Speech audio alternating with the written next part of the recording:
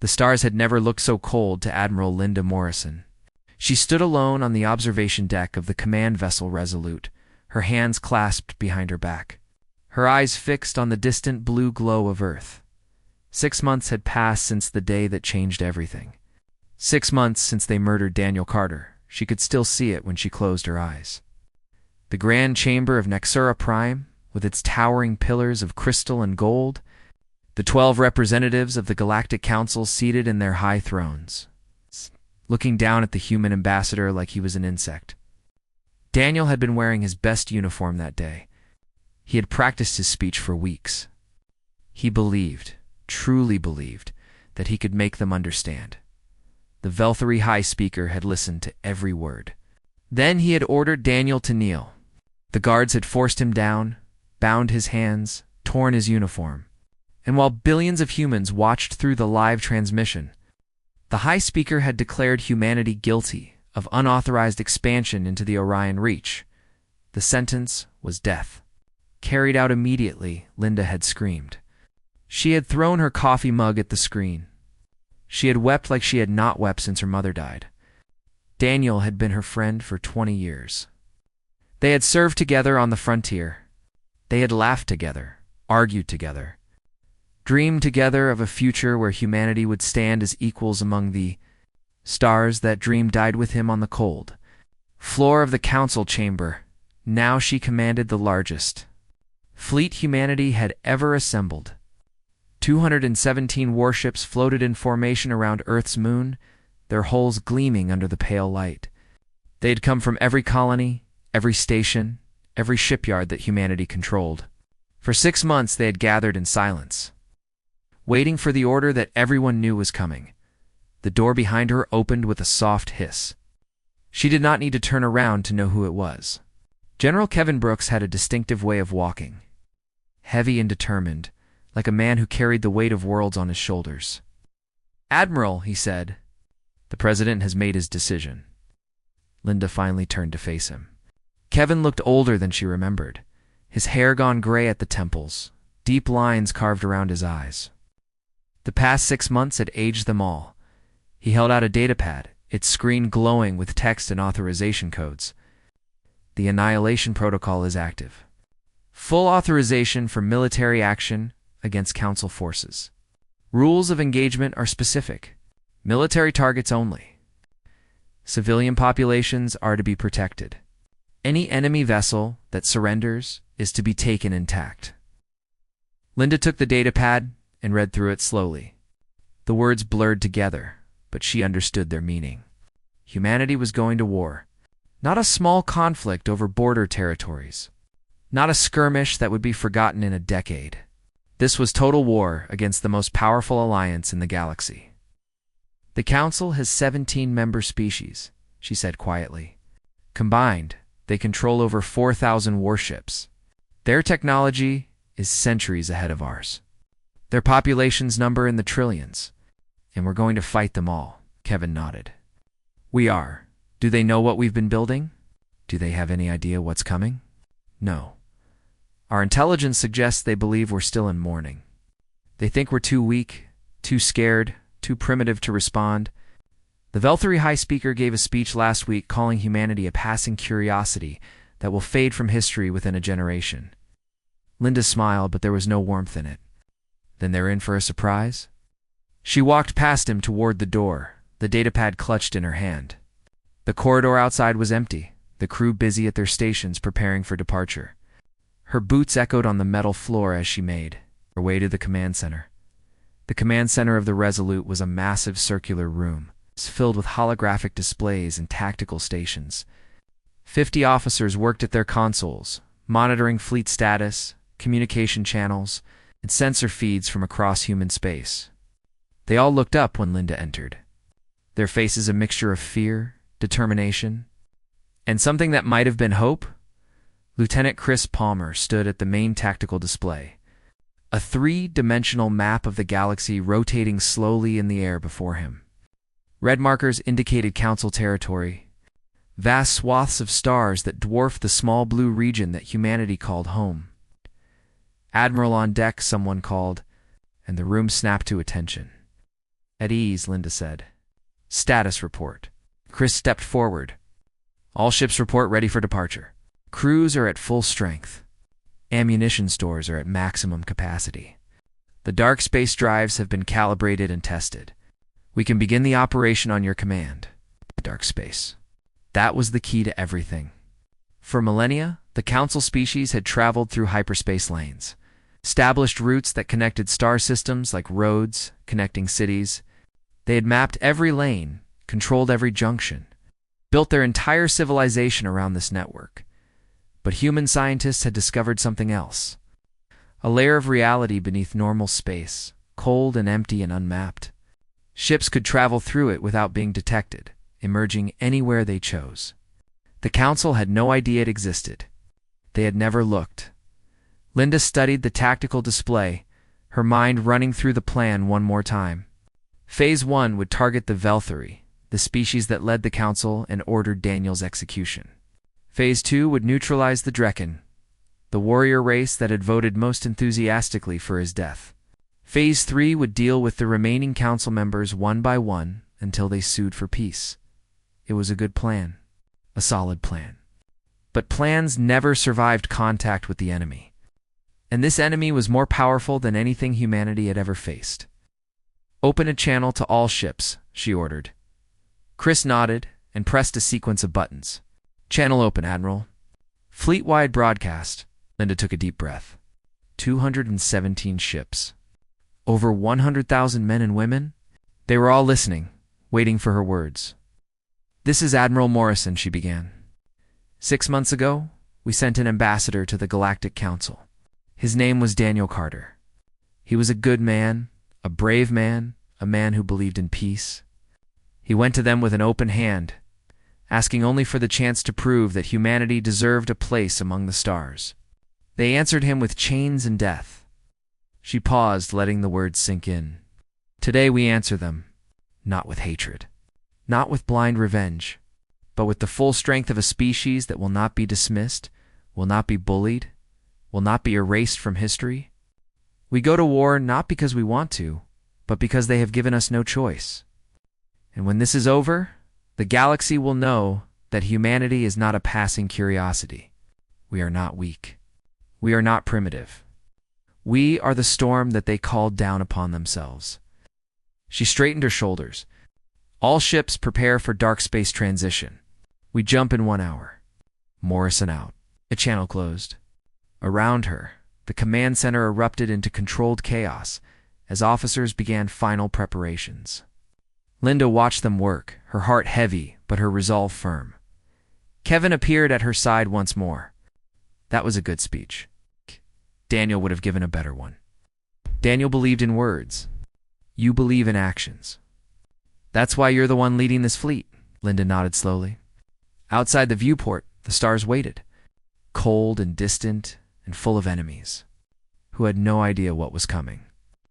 God forgive us for what we're about to do, she whispered, and the fleet began to move. DARKSPACE was nothing like Commander Nathan Cole had imagined. He had read the reports, studied the simulations, listened to the scientists explain the physics, but nothing had prepared him for the reality of it. The void outside his viewport was not black. It was the complete absence of anything, a darkness so deep that his eyes ached, trying to find something to focus on. His fleet moved through this emptiness like ghosts. 37 warships, traveling in perfect formation, toward a destination the enemy would never see coming. The Velthari home system lay ahead, protected by the largest defense network in the galaxy. Orbital stations, patrol fleets, weapons platforms, sensor grids that could detect a ship dropping out of hyperspace from half a system away. The Council had spent 10,000 years building those defenses. They had never imagined an attack could come from somewhere else entirely. Nathan sat in his command chair, watching the countdown timer on his display, for hours until they reached their emergence point. For hours of traveling through a dimension that should not exist, surrounded by nothing. Waiting for something to go wrong, Lieutenant Amy Grant worked at the sensor station beside him, her fingers dancing over the controls. She was young, barely 25, but she had earned her position through skill and determination. Nathan trusted her completely. All ships maintaining formation, she reported. No signs of drift or drive instability. We're exactly on course. Good. What about the secondary fleet? Amy pulled up another display. Captain Maria Santos reports her group is in position near the Drekken mining colonies. They'll emerge simultaneously with our attack. Nathan nodded. The plan was elegant in its simplicity. Strike everywhere at once. Overwhelm the enemy before they could organize a response. And maintain pressure until they had no choice but to surrender. It was the kind of plan that looked perfect on paper and usually fell apart the moment real combat began, but they had advantages. The Council could not anticipate speed, surprise, and technology they did not know existed. Human. Scientists had been busy during the years of failed diplomacy. They had known that one day words would not be enough. Sir Amy said suddenly, her voice tight. I'm picking up something strange on the long-range sensors. Nathan leaned forward. What is it? I don't know. Looks like some kind of energy signature, very faint, moving parallel to our course about 2 light minutes away. Nothing should be able to exist in dark space except us. Cold fear gripped Nathan's chest. The Council had somehow discovered dark space technology. If they knew humanity was coming, the entire operation would fail before it began. Can you identify it? Amy worked her console for a long moment, her brow furrowed in concentration. Then she let out a slow breath. False alarm, sir. It's just electromagnetic residue from our own drive systems reflecting off a quantum boundary. The scientists warned us this might happen. Nathan relaxed slightly, but the tension did not fully leave him. Keep monitoring. I want to know about anything unusual, no matter how small. Yes, sir. He stood and walked to the main viewport, staring out at the void. Somewhere ahead, the Velthri were going about their daily lives. They were eating meals with their families, working at their jobs, sleeping in their beds. They had no idea that judgment was coming. Nathan did not hate them. He had tried to hate them after watching the execution, had wanted to feel the burning rage that seemed to consume so many of his fellow humans. But hatred required energy, and he had none to spare. What he felt instead was a cold, clear determination. They had killed an innocent man. They had to be stopped. It was as simple as that. His thoughts drifted to home. He had a wife named Catherine and a daughter named Lily. Catherine had cried when he told her about the mission, not because she was afraid for him, but because she understood what it meant. Lily was only 7.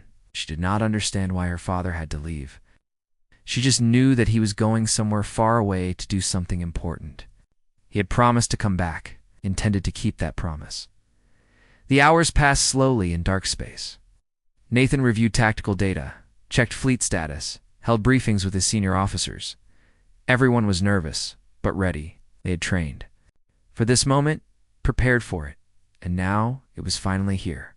Commander Amy said, "We're approaching the emergence point. 15 minutes to transition." Nathan returned to his command chair and activated the fleet-wide communication channel. "All ships, this is Commander Cole. We emerge in 15 minutes. Remember your training. Remember your orders. Military targets only. Civilian populations are protected. Any vessel that surrenders is to be taken intact. We are not here to destroy. We are here to send a message." He paused, thinking of Daniel Carter kneeling on that cold floor. Today they learn that humanity is not to be dismissed. Today they learn what happens when you kill one of our own. All ships prepare for combat. The acknowledgments came back from every vessel, crisp and professional. Nathan felt a surge of pride in his crew, in his fleet, in his species. They were about to do something that had never been done before. They were about to attack the heart of the Galactic Council and make them understand that the universe had changed. The countdown reached 0. The transition from dark space to normal space was violent and disorienting. Reality seemed to twist around them, colors bleeding together, sound becoming light, and light becoming sound. Nathan gripped his armrests and held on as the ship shuddered and groaned. Then it was over. They were through. The Velthri home system. Spread out before them, a jewel of blue and green, orbiting a yellow star. Orbital stations circled the planet like a crown of metal and crystal. Defense platforms bristled with weapons. Patrol ships moved in lazy patterns, their crews unaware of the danger that had just arrived. "All ships report successful transition," Amy said, her voice steady despite the circumstances. "We are in position directly above the Velthari High Command Station.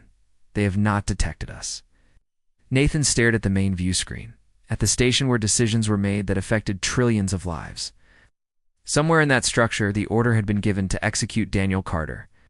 Somewhere in there, men and women had decided that humanity was not worth saving. "Target the station's shield generators and weapon systems," he ordered. "Prepare to fire on my command." Around him, the bridge crew moved with quiet efficiency. Targeting solutions were calculated. Weapons were charged. Shields were raised. This was the moment. The point of no return. Nathan thought of Catherine and Lily.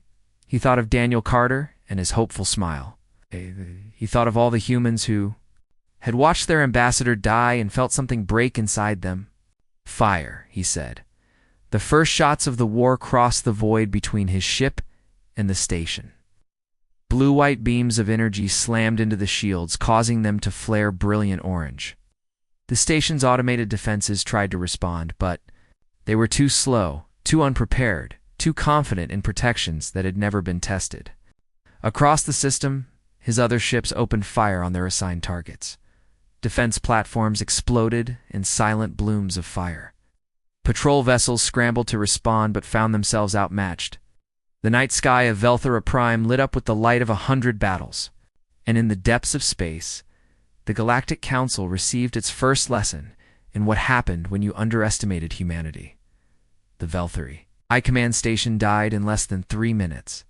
Commander Nathan Cole watched it happen from the bridge of his warship, his face expressionless as the massive structure came apart piece by piece. Shield generators failed under sustained fire. Its weapons platforms went dark as power conduits were severed. Then the main reactor lost containment, and the station vanished in a bloom of white light. There were no civilian casualties. The station was purely military, staffed by officers and soldiers who had sworn to defend the council at any cost. They had paid that cost. "Station destroyed," Lieutenant Amy Grant reported. "Detecting emergency transmissions from the surface. They're calling for help." Nathan nodded slowly. "Let them call. By the time anyone arrives, we'll be finished here." The battle for the Velthari system was going exactly as planned. Human ships moved through the orbital defenses like wolves through a flock of sheep, striking targets with precision and speed that the enemy could not match. The Velthari had grown complacent over a millennia of dominance. They'd forgotten what it felt like to be afraid. They were learning quickly. On the planet's surface, chaos was spreading. The planetary defense grid had gone dark within minutes of the attack, crippled by viral programs that human infiltrators had planted over the past year. Military bases lost power. Communication networks collapsed. The Velthari war machine, the most powerful force in the galaxy, was suddenly blind and deaf. Commander Amy said, "We're receiving a transmission from the capital city, the Velthari. Defense Minister is requesting a ceasefire to discuss terms." Nathan felt a flash of anger. "Tell him to surrender unconditionally, or we continue until there's nothing left to defend." "We didn't come here to negotiate." The message was sent. The response came back within seconds, filled with outrage and threats. Nathan ignored it. Far away, in the Drekken system, Captain Maria Santos was conducting her own operation with equal efficiency. The Drekken were warriors, far more dangerous than the bureaucratic Velthari, but they had the same weakness. They depended on hyperspace for travel and communication. They had never considered that an enemy could simply appear in their midst without warning. Maria's fleet emerged, directly above the Drekken mining colonies. Massive installations that extracted rare metals from asteroid fields and processed them for military use. Without those facilities, the Drekken war effort would collapse within months. "All ships target the processing stations," Maria ordered. "Leave the worker habitats intact. We're not here to kill miners." Kara gunners opened fire with practiced precision. The processing stations were huge, easy targets, and they burned beautifully against the backdrop of stars. Drekken warships scrambled to respond, but they were scattered across the system. Too far away to intervene in time, one Drekken cruiser managed to close within weapons range. Its captain was brave, leading a charge against Maria's flagship with weapons blazing. The shields of Maria's vessel shook under the assault, but they held. Her return fire did not miss. Drekken cruiser destroyed, her tactical officer reported. Detecting 3 more contacts incoming from the outer system, Maria studied the tactical display. Incoming ships were heavy destroyers, powerful vessels that could cause serious damage if they reached the fleet. But they were still 20 minutes away, and the primary targets would be gone in 10. Continue the operation. We'll be in dark space before they get here. Back in the Velthary system, Nathan's forces had completed their primary objectives. The orbital defenses were in ruins. The military shipyards were burning, the Great Fleet. That had protected Velthora Prime for 10,000 years had been reduced to scattered survivors fleeing for the outer reaches, but the planet itself remained untouched. The city still glowed with light on the night side. Farms and forests and oceans remained as they had been for centuries. Humanity had come with overwhelming force, but they had used that force with restraint. Admiral Linda Morrison's voice crackled over the command channel. All task forces, report status. Nathan responded along with the other fleet commanders. The news was uniformly good. 9 council systems had been struck simultaneously, and all 9 operations had succeeded. Military infrastructure was crippled. Defensive capabilities were neutralized. And civilian casualties were minimal. Excellent work, everyone, Linda said. Phase 1 is complete.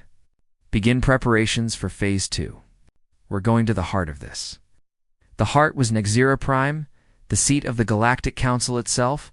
It was the most heavily defended location in known space, protected by fleets from all 12 member species.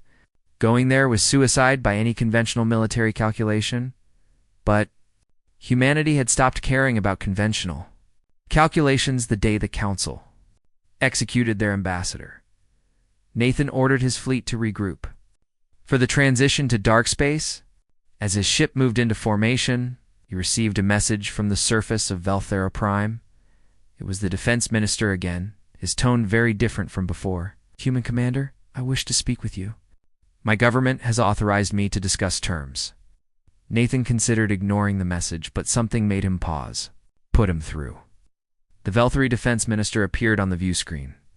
He was an elderly figure, his blue-gray skin wrinkled with age, his yellow eyes wide with something that looked very much like fear.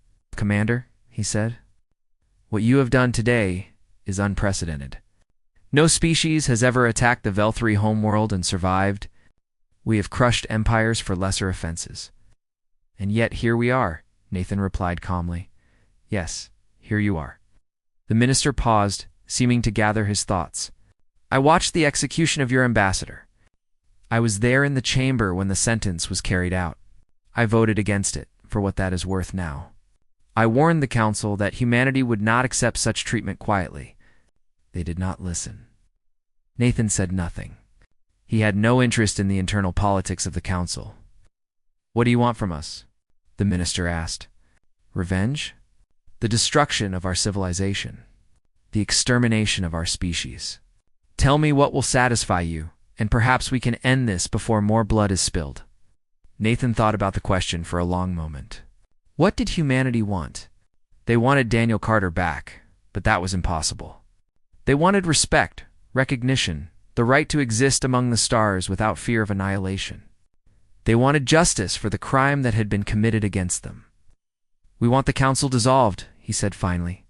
We want the species responsible for the execution to face consequences. We want every member world to sign a treaty recognizing humanity as an equal partner in galactic affairs. And we want a memorial built on Nexera Prime, in the chamber where our ambassador was killed, honoring his sacrifice. The minister's face showed shock. That is all? You do not want territory? Resources? Slaves? We want peace, minister. Real peace, not the false peace of submission. If you give us that, the fighting stops today. If you don't, We continue until there's nothing left to negotiate with. The transmission ended. Nathan leaned back in his chair, exhausted but strangely hopeful. Perhaps they would listen. Perhaps they would understand. But he doubted it. The Council had ruled the galaxy for 10,000 years. They would not surrender their power easily. Fleet is ready for dark space transition, Amy reported. Nathan took a deep breath. Take us out. The void swallowed them once more, and the war continued. The council chamber on Extra Prime was in chaos. Representatives from 12 species shouted at each other, their translators struggling to keep up with the overlapping voices. Emergency lights bathed the room in harsh red, a constant reminder that the unthinkable had happened. The humans had come. The Velthari High Speaker sat in his throne, his ancient face frozen in disbelief. For 300 years he had led the council, guiding the galaxy through crises that would have broken lesser civilizations. He had crushed rebellions, ended wars, and ordered the deaths of billions when necessary. He had never doubted his own power. Now that power was crumbling. The Drekkan fleet has been destroyed, reported the Drekkan war chief, his voice hoarse with fury and shame. Our mining colonies are in ruins. We have lost 70% of our military production capacity in a single day. The Quarren border defenses have been breached, added the Quarren delegate, a female with silver scales and cold eyes. Human forces are moving through our territory without resistance. Our early warning systems failed completely. We did not see them coming. One by one, the representatives delivered their reports of disaster. The Kelathi trading stations had been captured. The Vorn shipyards had been destroyed. The Treshan defense network had gone dark. Every member species of the Council had been struck, and none of them had been able to mount an effective defense. How is this possible? Demanded the Grellian ambassador, a small creature with too many eyes and a voice like grinding stones. The humans are a young species. They have been in space for less than 2 centuries. They should not have the capability to do this. They have capabilities we did not anticipate, said the Velthari High Speaker, finally finding his voice.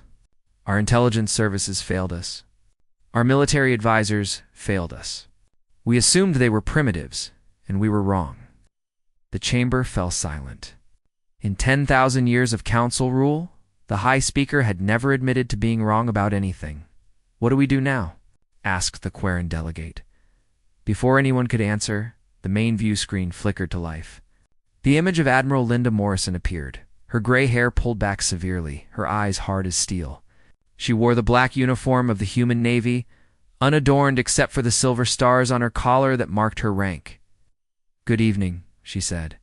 I hope I'm not interrupting anything important. The High Speaker rose from his throne, his hands clenched in fury. You dare to intrude on these chambers? You dare to speak to the Council as if you were our equal? I dare because I have earned the right, Linda replied calmly. My fleets have crippled your defenses. My soldiers have taken control of your communication networks. At this moment, I have ships in position around every major population center in Council space. So yes, I will speak to you as an equal, because that is exactly what I am. She paused, letting the words sink in. 6 months ago, you killed Ambassador Daniel Carter. You executed him in this very chamber, in front of the entire galaxy, as a message to humanity. You wanted us to understand our place. You wanted us to know that we were nothing, that we did not matter, that we could be disposed of whenever the Council found us inconvenient. Linda's voice hardened. We received your message. Now receive ours. She pressed a control, and the view screen split to show a series of tactical displays. Every Council system, every military installation, every defensive position was marked. Green icons indicated human forces in position. Red icons indicated targets that had already been destroyed. This is the current state of your military infrastructure, Linda said. As you can see, it no longer exists in any meaningful form. Your fleets have been scattered or destroyed. Your shipyards are burning. Your weapons platforms are offline. You have no ability to threaten humanity or anyone else. The Drekkan war chief slammed his fist against his console. This is an act of war. We will crush you. We will hunt down every human vessel and destroy it. We will turn your homeworld to ash. No, Linda said simply. You will not. Because if you take any hostile action against human forces or human civilians, we will respond with measures that make today's attacks look like a friendly warning. Ow. She leaned forward, her eyes boring into the view screen. We have the capability to destroy every inhabited world in council space. We have weapons that your scientists cannot imagine. We have chosen not to use them because we do not want genocide. We want justice. But make no mistake, if you force our hand, we will finish what we started. The representatives looked at each other, fear evident on their alien faces. What do you want? The High Speaker asked, his voice barely above a whisper. The dissolution of the Galactic Council. Every member species will govern its own territory without interference. Military forces will be limited by treaty. Trade routes will be open to all species, including humanity.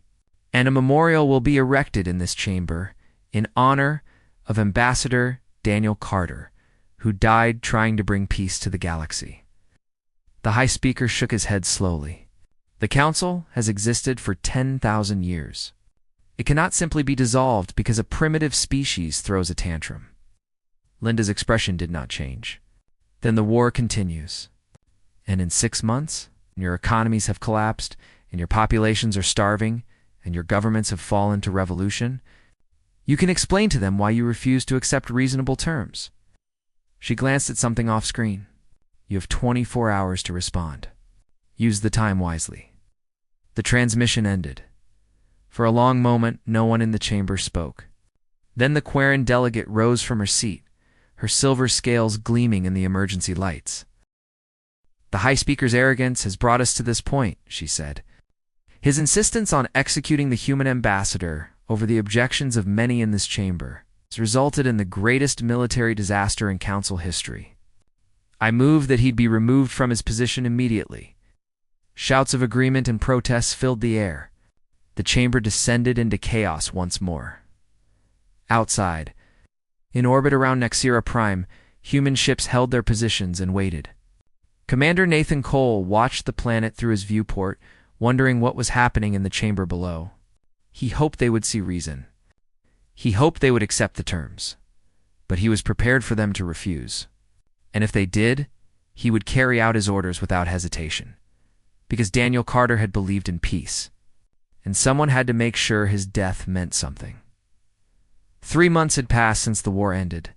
Admiral Linda Morrison stood on a balcony overlooking the ocean, watching the waves crash against the rocky shore below her small house. She had resigned her commission the day after the Council surrendered. She had done what was necessary, led humanity through its darkest hour. And now she was finished with war forever. The breeze carried the smell of salt and seaweed, mixing with the distant calls of gulls. It was peaceful here, far from the stars and the ships and the memories of all the lives she had ended. She tried not to think about it too much. The therapist said that would come with time. Her tablet chimed with an incoming message. She almost ignored it, but something made her look. It was from Commander Nathan Cole, now promoted to Admiral in her place. Thought you would want to see this, the message read. A video file was attached. Linda opened it and watched. The video showed the council chamber on Nexera Prime, the same room where Daniel Carter had been executed. But it looked different now. The thrones of the 12 representatives had been removed, replaced with a simple circular table where delegates from 30 species now gathered as equals. The walls had been stripped of their ornate decorations and covered with plain, white panels that glowed with soft light. And in the center of the room, where the execution platform once stood, there was a memorial. It was a statue of a man in a simple uniform, his hands open at his sides, his face turned upward toward an unseen sky. The plaque at his feet read, "In memory of Ambassador Daniel Carter, who believed in peace. May his dream finally be realized." Linda felt tears streaming down her cheeks. She did not wipe them away. The video continued, showing the new Galactic Assembly in session. Human delegates sat alongside Velthri and Drekken and Quarren and a dozen other species, debating trade agreements and border disputes and all the mundane business of running a civilization. It was not perfect. There were arguments, disagreements, moments of tension that reminded everyone how close they had come to mutual destruction. But it was working. The council was gone. Something better had taken its place. On the other side of the galaxy, Commander Nathan Cole walked through the streets of a Velthari city. Human engineers worked alongside Velthari civilians, rebuilding infrastructure that the war had damaged. Children played in the parks, their laughter echoing off the crystal towers. Life was returning to normal. A Velthari elder approached Nathan. His blue-gray skin wrinkled with age, his yellow eyes wary but not hostile. "You are the human commander," he said. "The one who led the attack on our system." Nathan tensed slightly. "I am." The elder nodded slowly. "My grandson was on the high command station when it was destroyed. He was a young officer, just beginning his career. He had his whole life ahead of him." Nathan felt the weight of those words settle on his shoulders. "I'm sorry. I truly am. We tried to minimize casualties, but war is never clean." "No, it is not." The elder was silent for a long moment. "I hated you for what you did. I wanted revenge. I wanted to see your species burn. And now?" The elder looked around at the rebuilding efforts, at the humans and Velthari working side by side. "Now, I see my people laughing again. I see children playing without fear. I see a future that does not involve endless war and domination." He met Nathan's eyes. "My grandson believed in the old ways, the Council's ways. He would have spent his life enforcing a system that brought only suffering. Perhaps it is better that he died before he could become what they would have made him." Nathan did not know how to respond to that. The elder seemed to understand. "Go in peace, Commander.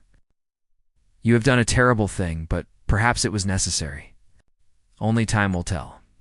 He walked away, leaving Nathan alone with his thoughts. On Earth, President Samuel Harris addressed the United Nations General Assembly. The world had changed in ways that no one could have predicted. Humanity had gone from a minor species on the galactic stage to a major power in a matter of months. It was terrifying and exhilarating in equal measure. "We did not seek this war," Harris said, his voice carrying across the silent chamber. "We did not want it. We sent an ambassador to the stars with hope in his heart and peace on his lips. They answered him with death. We had no choice but to respond." He paused, looking out at the assembled leaders of humanity. "But response is not the same as revenge. We could have destroyed them. We had the power to wipe every council species from existence, to ensure that no one would ever threaten us again. We chose a different path.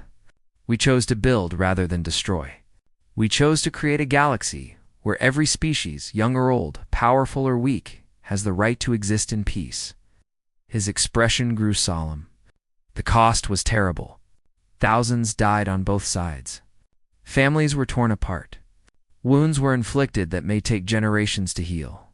We must never forget that cost. We must never become the thing we fought against. The assembly erupted in applause. Captain Maria Santos, now commanding the peacekeeping fleet that patrolled the former council territories, listened to the speech from the bridge of her ship. She had spent the past 3 months enforcing the terms of surrender, ensuring that no species took advantage of the chaos to settle old scores. It was exhausting work, but it was also meaningful. She thought about the Drekken war chief she had defeated in battle. He had come to her ship a month ago, requesting permission to speak with her privately. She had expected threats, demands, perhaps even an assassination attempt. Instead, he had knelt before her and offered his sword. "You defeated me fairly," he had said. "In my culture, that makes you my superior. I pledge my service to you until my debt is repaid." Maria had been shocked. She had tried to refuse, to explain that humans did not take servants or slaves. But the Drekken had insisted. In his mind, honor demanded it. Now he served as her advisor on Drekken affairs, helping her navigate the complex politics of a warrior culture that was struggling to find purpose in a galaxy that no longer rewarded conquest. It was an unlikely partnership, but it worked. The galaxy was healing. Slowly, painfully, but healing nonetheless. Admiral Linda Morrison finished watching the video and set her tablet aside. The sun was setting over the ocean, painting the sky in shades of orange and gold. She thought about Daniel Carter, about his smile, his optimism, his belief that humanity could be better than it was. he would have hated the war. He would have mourned every death, human and alien alike. But she thought he would have understood why it was necessary. And she hoped, wherever he was now, that he could see what his sacrifice had achieved. A new order had been born from the ashes of the old. It was fragile, imperfect, still finding its way. But it was built on principles that Daniel would have recognized: equality, respect. The understanding that every species had valued his dream was finally coming true. Linda closed her eyes and listened to the waves. And for the first time in months, she felt at peace.